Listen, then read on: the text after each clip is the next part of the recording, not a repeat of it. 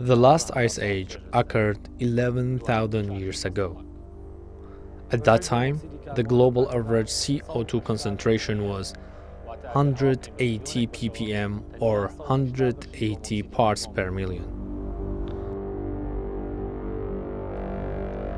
Rising CO2 levels from 180 to 260 ended the ice age and caused massive melting of the ice sheets.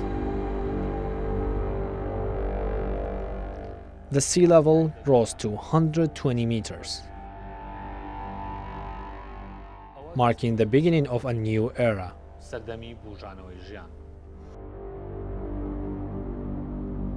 But the problem is that CO2 concentrations are steadily increasing. It has reached a level that has not been seen in the last 400,000 years. The planet is constantly warming and boiling, similar to a kettle, leading to flooding, desertification, and forest fires.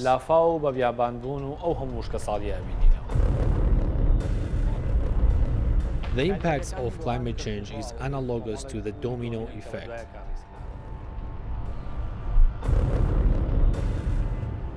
If one falls, the rest may follow. And we may reach a point where we cannot reverse the damage. The question is, will global warming put an end to life on Earth?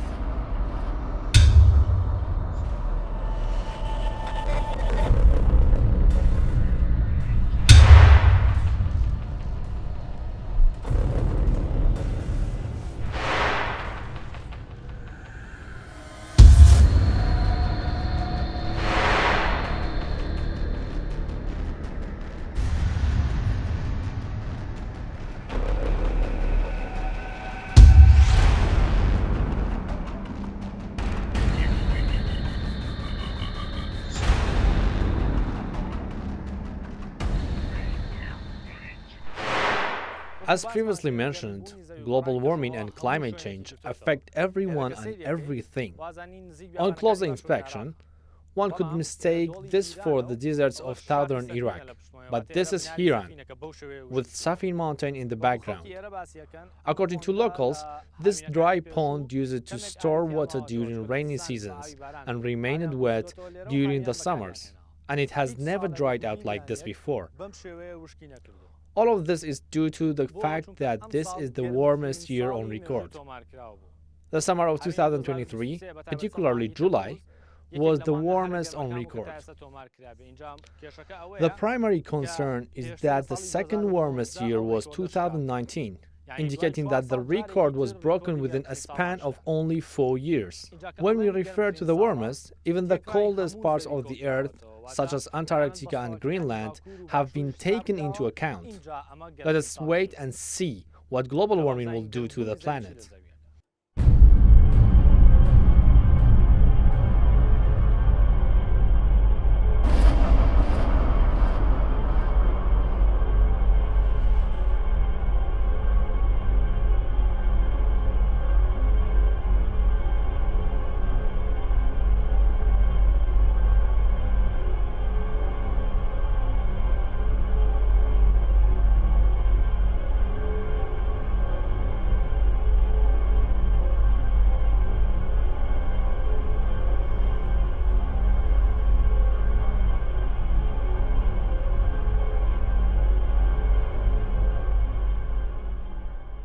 The impact of global warming in recent decades has not been observed in previous centuries or millennia.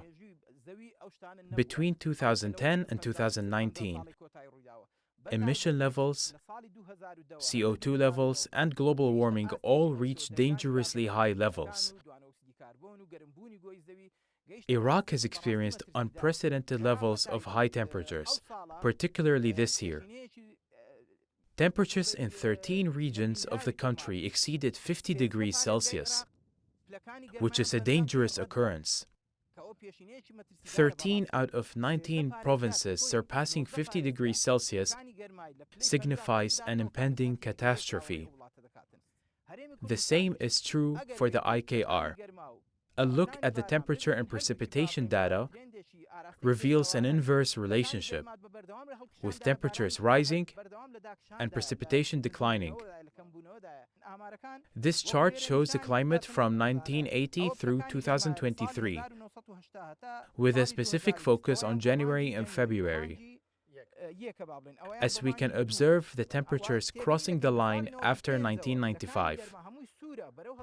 Does the red bar indicate that the average temperature has risen? Yes, it exceeded the normal pace. Until 2023. Between 1918 and 2023? Yes, 2023. The other months seem to remain consistent. However, after 1995, each month saw a rise in temperature, notably in 1996. As we approached recent years, the temperature increased even further. It increases. The crisis worsens in July and August. For instance, in June, the temperature consistently rose. Is this data specific to Erbil? Yes, this is Erbil. The same trend is observed in other provinces of the KRG, although the rate varies depending on the region's topography, whether it is mountainous or flat. Nonetheless, the temperatures have been gradually increasing.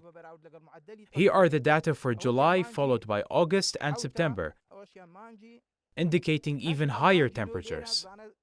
I see there are additional red bars. Exactly.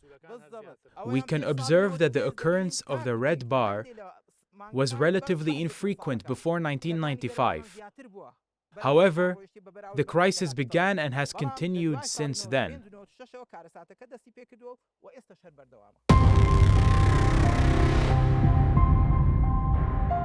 Since the beginning of the Industrial Revolution in the 18th century, due to rising carbon dioxide levels,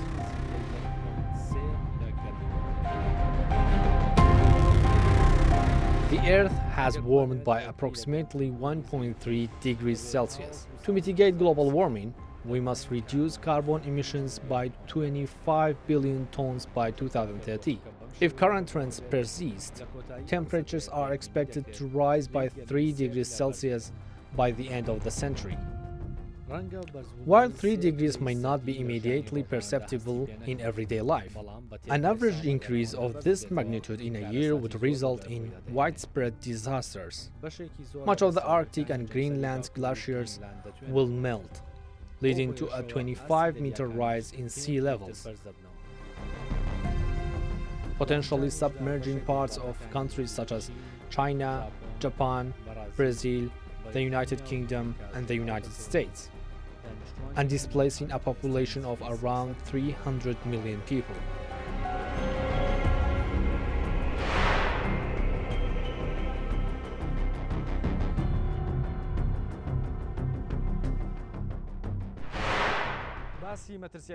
We discussed the dangerous consequences of global warming and emphasized that the best way to mitigate them is to plant trees. Here in Shaklawa, one of the greatest cities in the KRG, I want to illustrate the difference between a location with trees and one without. This neighborhood is densely forested. The temperature of the ground beneath the tree is around 32 degrees. And let's go to another place. It's important to note that this thermometer only measures the temperature of materials and not the temperature of the weather. It registered 32 degrees in the shade, while the temperature in direct sunlight is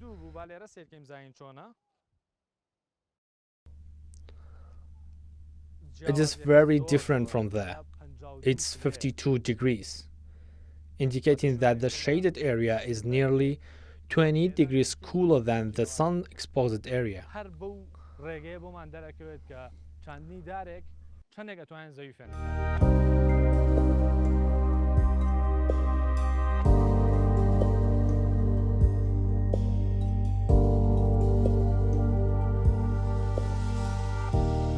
Tree planting is the most cost-effective way to reduce CO2 levels and lower temperatures. In Shaklawa, an initiative called Trees with Identity has been launched to encourage tree planting. Everyone who plants a tree will be registered, fostering community engagement and environmental consciousness.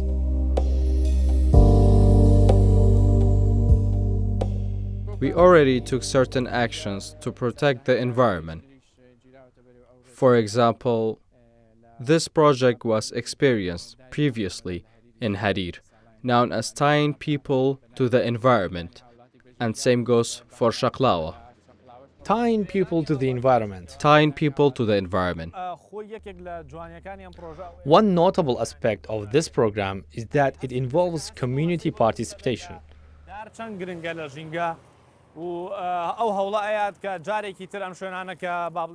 Instilling in people the importance of tree planting and encouraging reforestation efforts.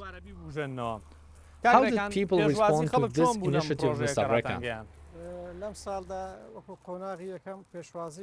Every group actively supported the effort, and the first tree was named Coexistence and planted by a priest and a mullah.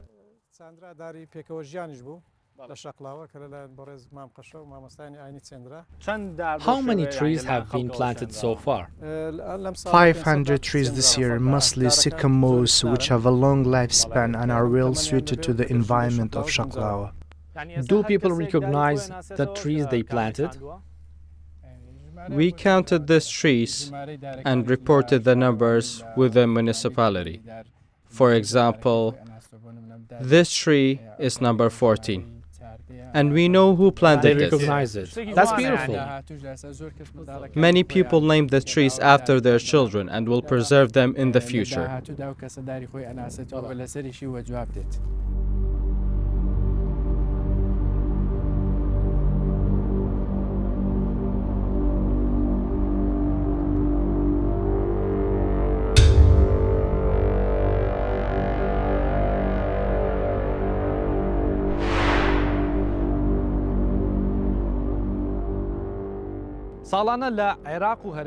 Every year, around 100,000 dunams of agricultural land in Iraq and Kurdistan region are being converted into desert.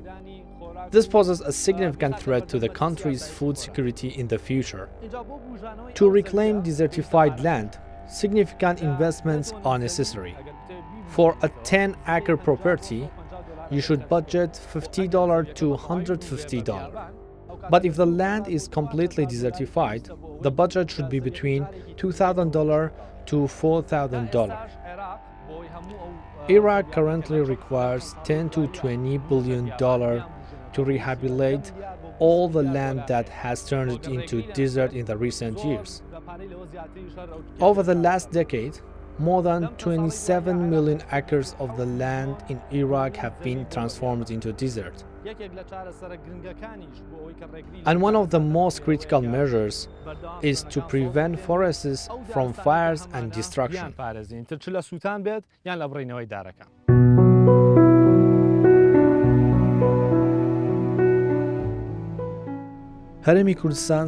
Iraq relies heavily on the Kurdistan region for plant diversity. According to Kurdistan Botanical Foundation, there are 3,500 plant species in Iraq, 3,300 of which are in the Kurdistan region. The foundation's director, Saman Abdurrahman, has documented more than 20 new plant species in the Kurdistan region and Iraq, but he is concerned about the density of forests and trees.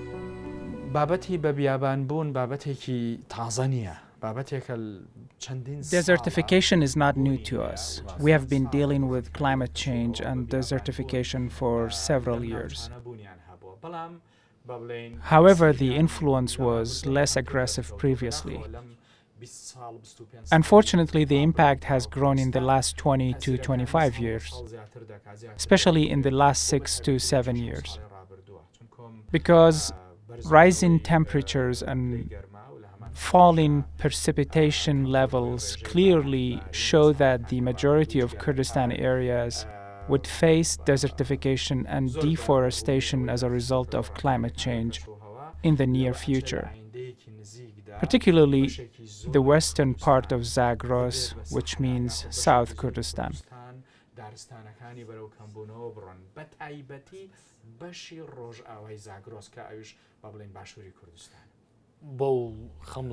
When, in your opinion, will the majority of Kurdistan become desert if the current trend continues?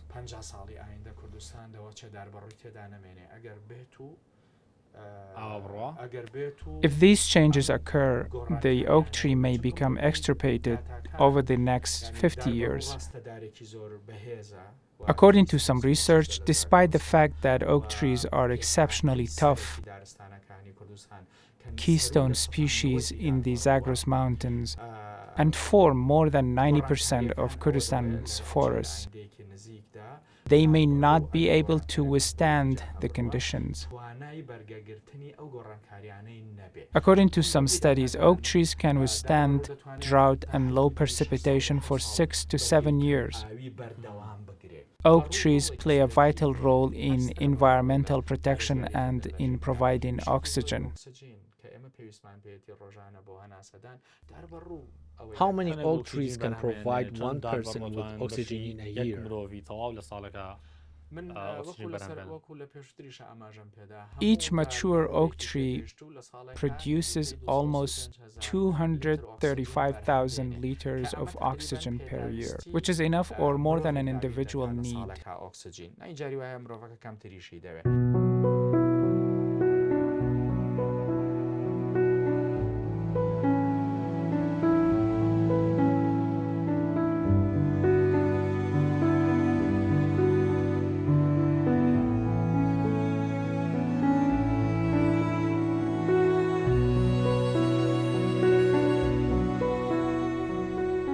Dr.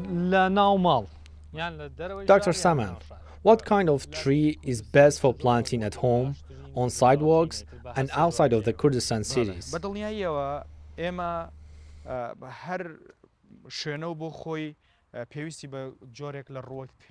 Every location requires a specific sort of plant. However, it would be much better if we planted native species. For example, we planted oak trees at AUIS in 2016. Yes. And they now seem like a forest. We no longer water them. Even in this dry and hot weather? Yes, we haven't watered them yet this year. Look at them, it's a beautiful forest. However, there are sycamore trees around 10 meters distant that need to be irrigated every other day. This explained why we needed to plant native trees. Last but not least, we must enhance green spaces in our cities. It is nonsensical to live in the Zagros mountain region and not have 20%, not even 15% green area space. It must be higher than 50%.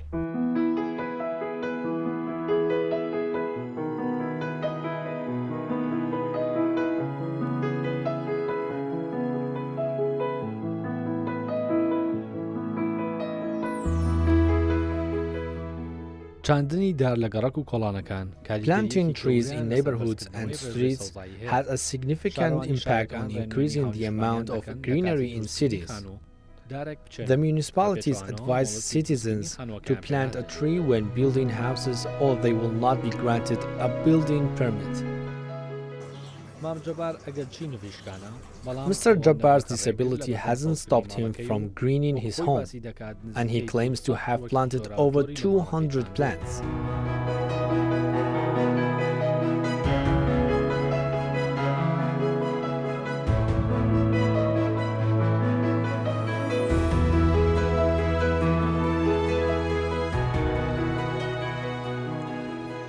Mr.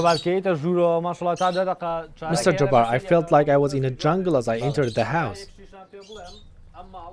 For the record, this house was chosen as the greenest house in a competition in 2022. How many plants have you grown in your home? There are almost 200 pots. 200 pots. Yes, because there were too many plants. We decided to get rid of some of the containers and put them in the soil.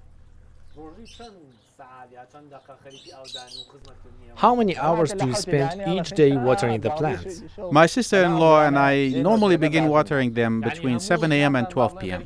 So you devote your entire life to serving these plants. Yes, we treat them as if they were our own children. What effect do they have on the air, and how do you feel about it? We live in a clean, oxygen-rich environment with a pure atmosphere. How did you come up with the idea to green your house in the middle of a city like this?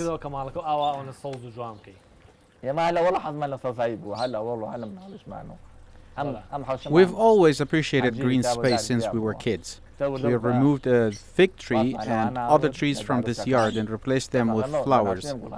We had artificial flowers in the beginning, but they did not produce oxygen. They didn't have any advantage. Instead, we opted to What would plant you do flowers. if one of the plants died? What would your reaction be? That's quite upsetting. I'd be brought to the hospital right away, and I'd be very sad. That demonstrates my feeling for the flora. I adore them to pieces. Yes, yes. You treat them as if they were your child. Even more than my child. Forests, also known as the lungs of the earth, cover around 31% of the land area and play a crucial role in delivering food and oxygen to living creatures. But that area is fast shrinking. According to UN estimation, 100 million dunams of forests are lost each year, which is equivalent to 27 football fields per minute.